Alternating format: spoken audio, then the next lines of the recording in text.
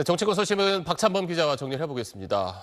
오늘 갑자기 윤 전 대통령이 영화를 보러 가서 이걸 두고 굉장히 논란이 컸는데 이런 상황에서 또 오늘 김용태 비대위원장이 김건희 여사 문제에 대해서 사과를 또 했어요. 네, 윤 전 대통령 영화 관람 소식 이후 김용태 국민의힘 비상대책위원장이 예정이 없던 긴급 회견을 열고 이렇게 말했습니다. 네. 이 김건희 여사 과거 행위에 대한 국민의 우려를 헤아리지 못한 점을 정중히 사과한다 이렇게 말했습니다. 이 구체적으로 김 여사의 어떤 행위에 대해서 사과한지는 얘기하진 않았는데요.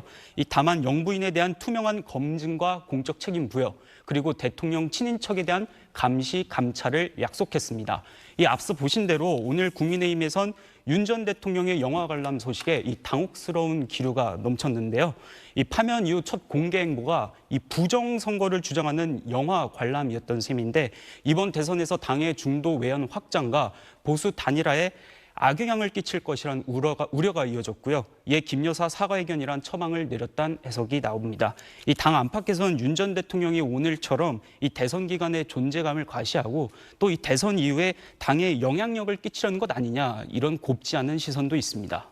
방금 박 기자가 이야기한 것처럼 오늘 윤 전 대통령의 영화 관람에 대해서 좀 비판적인 목소리가 당에서도 나오고 있는데 지금 김문수 후보와 이준석 후보의 단일화 논의 여기에도 좀 영향이 있지 않을까요? 어떻습니까? 네, 오늘도 그렇고 매번 제가 개혁신당 측에 김문수 국민의힘 후보와의 단일화 가능성을 물으면요. 자꾸 안 한다는데 왜 물어보냐. 그럴 일 없다. 이렇게 잘라 말하고는 있습니다. 또 이준석 후보는 단일화를 거부하는 이유 중에 하나로 이 비상계엄 세력과 함께 할 수 없다는 것을 내세웠죠. 그런데 윤 전 대통령의 공개 해보가 이 두 후보 간 단일화에 이 플러스가 이 때문에 되지 않을 것 같아 보입니다. 또 하지만 정치는 생물이다, 100%란 건 없다 이런 말이 있지 않습니까?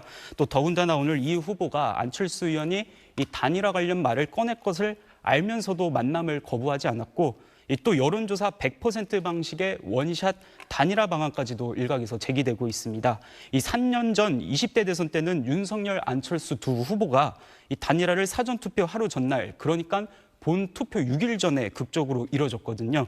그러니까 TV 토론이 강점으로 꼽히는 이준석 후보 입장에서는 만약에 이제 단일화를 한다고 하면 오는 23일과 27일에 예정된 TV토론까지 마친 뒤 이 본 투표 6일 전인 오는 28일에 할 수도 있을지도 모릅니다.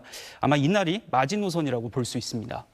자, 그렇다면 이런 국민의힘이라든지 개혁신당의 움직임을 지켜보고 있는 지금 민주당 쪽은 내부 분위기가 어떻습니까? 이렇게 말합니다. 민주당은 이른바 부자 몸조심 전략이다. 이 박근혜 전 대통령 탄핵으로 치러진 지난 2017년 대선과 비교해보면요. 이 공약집 발간이 다소 늦어지고 있습니다.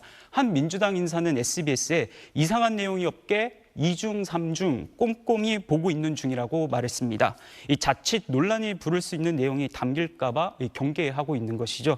이 박찬대 원내대표는 어제 앞으로 이재명 후보의 예상 득표율을 언급한다거나 압승, 낙승이란 표현을 쓰면 징계하겠다고 의원들에게 경고한 것도 같은 맥락으로 볼 수 있을 것 같습니다. 네, 알겠습니다. 박찬범 기자 오늘 소식 잘 들었습니다.